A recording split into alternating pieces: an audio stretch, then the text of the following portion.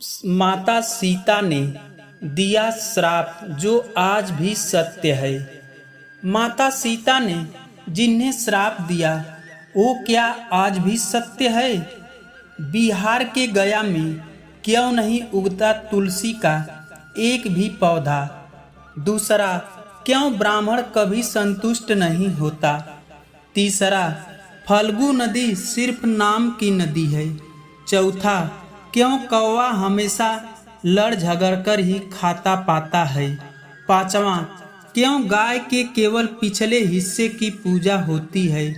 कौवा, तुलसी, ब्राह्मण वह गाय को माँ सीता ने क्यों श्राप दिया था, इसके बारे में कुछ लोग ही जानते हैं। आइए हम इस रहस्य के बारे में विस्तार से बताते हैं। वाल्मीकि रामायण के अनुसार वनवास के दौरान श्री राम, लक्ष्मण और माता सीता पितृपक्ष में श्राद्ध करने के लिए बिहार के गया धाम गए।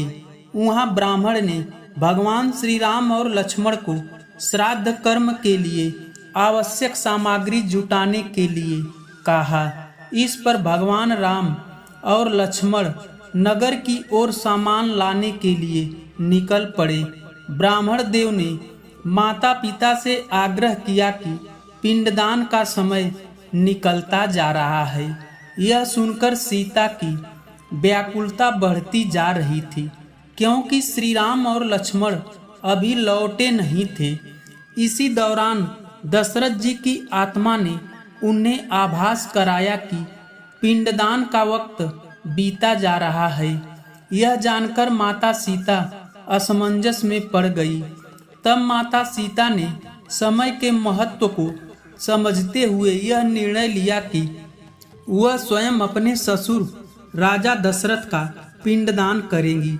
उन्होंने फल्गु नदी के साथ साथ वट वृक्ष, तुलसी, ब्राह्मण व गाय को साक्षी मानकर स्वर्गीय राजा दशरथ का पिंडदान विधान के साथ किया।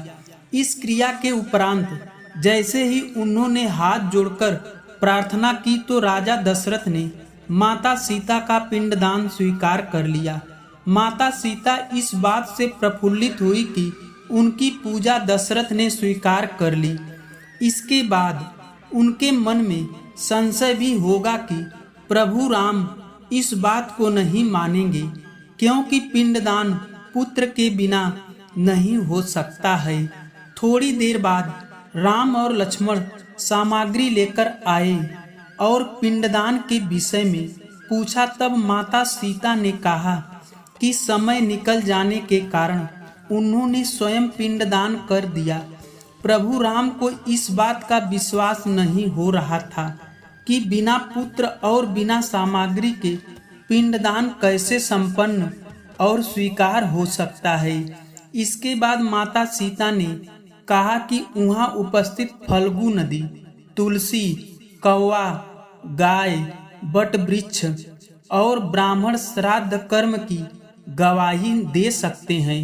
भगवान राम ने जब इन सबसे पिंडदान किए जाने की सच है या नहीं पूछा, तब फल्गु नदी, गाय, कौवा, तुलसी और ब्राह्मण पांचों ने प्रभु राम को क्रोध देखकर झूठ बोल दिया कि माता सीता ने कोई पिंडदान नहीं किया है।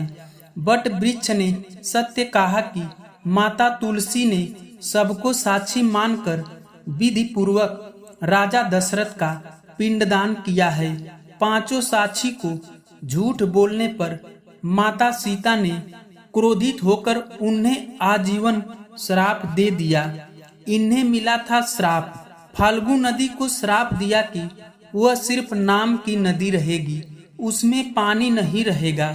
इसी कारण फल्गु नदी आज भी गया में सूखी है। गाय को श्राप दिया कि गाय पूजनीय होकर भी सिर्फ उसके पिछले भाग की पूजा की जाएगी और गाय को खाने के लिए दर बदर भटकना पड़ेगा।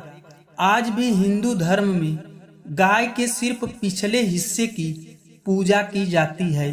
माता सीता ने ब्राह्मण को कभी भी संतुष्ट न होने और कितना भी मिले उसकी दरिद्रता हमेशा बनी रहेगी का श्राप दिया। इसी कारण ब्राह्मण कभी दान दक्षिणा के बाद भी संतुष्ट नहीं होते हैं।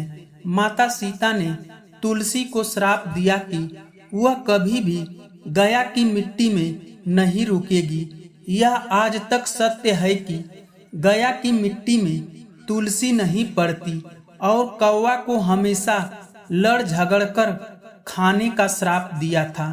तो आज भी खाना अकेले नहीं खाता। दीर्घायु का दिया आशीर्वाद बट वृक्ष को। माता सीता ने जहां इन पांचों को श्राप दिया वहीं सच बोलने पर बट वृक्ष को आशीर्वाद दिया कि उसे लंबी आयु प्राप्त होगी, वह दूसरों की छाया प्रदान करेगा। पतिव्रता स्त्री उनका स्मरण करके अपने पति के दीर्घायु की कामना करेगी। धन्यवाद दोस्तों, यह कहानी आपको कैसी लगी हमें लाइक और कमेंट करके जरूर बताना और हमारे चैनल को सब्सक्राइब भी करना। धन्यवाद।